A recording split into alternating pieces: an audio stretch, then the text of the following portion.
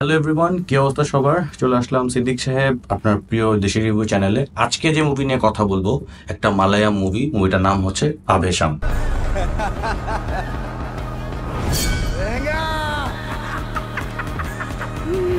একটি মালায়াম মুভি, যেটা হচ্ছে আমি বলি এটা মাসালা মুভির মধ্যে পড়েছে। 2 ঘন্টা 35 মিনিটের একটি মুভিটা আপনাকে বোর করবে না, এতটুকু আমি শিওর। এবং আজকে যে কথাগুলো বলবো সেগুলো আসলে কোনো স্ক্রিপ্টেড কথা না, যে না এটা এত পয়েন্ট ভালো লাগছে, এত পয়েন্ট খারাপ লাগছে, এরকম কিছু না।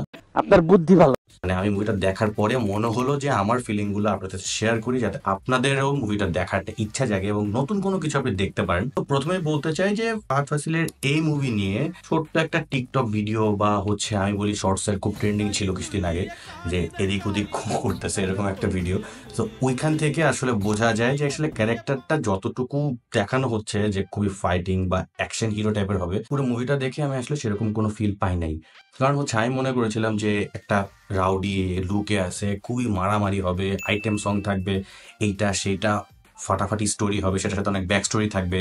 মানে এরকম কোনো কিছু একটা, যে হয়তো বা লোকাল কারোর সাথে কারোর শত্রুতা থাকবে, মারামারি নর্মালি আমরা যেরকম পুষ্পা ছবিতে দেখতেছি বা কেজিএফ ছবিতে দেখি বা বিভিন্ন ধরনের south Indian movie, Bollywood movie যাই বলি সেগুলো আমরা দেখি। বাট মুভিটা সেরকম না। খুব সিম্পল একটা কাহিনী, 3জন কলেজ পড়ুয়া স্টুডেন্ট র্যাগিং এর শিকার হয় এবং তারা আসলে র্যাগিং থেকে বাঁচতে এবং র্যাগিং এর সেই গ্রাজটা বা প্রতিশোধটা নেওয়ার জন্য তারা লোকাল সাপোর্ট খোঁজে।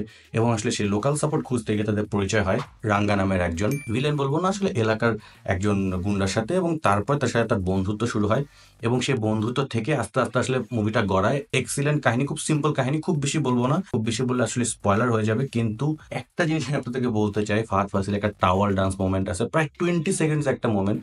বাট সেইটা আপনি যখন মুভি দেখতে থাকবেন এবং ক্যারেক্টার সাথে কানেক্ট করতে থাকবেন, আমি অদ্ভুত একটা ফিল পাবেন আপনি 20 সেকেন্ড। আমি যেটা করেছি আসলে, আমার কানে হেডফোন ছিল, আমি বিজিএমটা এক্সেলেন্ট ছিল এবং আমার কাছে মনে হচ্ছে যে আমি আসলে বিছানা থেকে উঠে কিছুক্ষণ মানে এই স্টেপটা দিই। এবং খুব বেশি যে মানে সেখানে স্টেপ, কোরিওগ্রাফ স্টেপ এরকম না, যখন যেটা যেভাবে পারছে সেভাবে সে নাচছে। বাট আমি গ্যারান্টি যে যে গ্রুপ যে ক্রিয়েট করবে, আমি বলবো যে এটি আসলে সার্থকতা একটা মুভির। কারণ হচ্ছে যখন আপনি রিলেট করতে পারবেন, যখন আপনি আপনাকে দেখতে পারবেন একটা ক্যারেক্টারের মধ্যে এবং রিলেট করতে পারবেন, সেটাই আসলে হচ্ছে বড় হয় একটা মুভি সাফল্যের জন্য। সো আমার মনে হয় মুভিটা আমি পেয়েছি।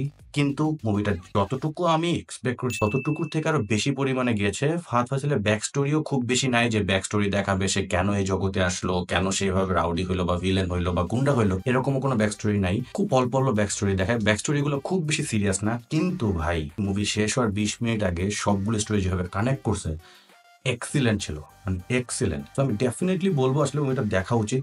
অনেকদিন পর একটা ভিন্ন ধরনের মুভি আপনি দেখতে পারবেন, দেখে ফেলবেন যে কোনো বন্ধের সময় বা আপনার সময় করে আমি, এবং আমাকে জানাবেন আপনার মুভিটা কেমন লাগলো। তো আজকের রিভিউ এ পর্যন্তই, দেখা হবে অন্য কোনো ভিডিওতে।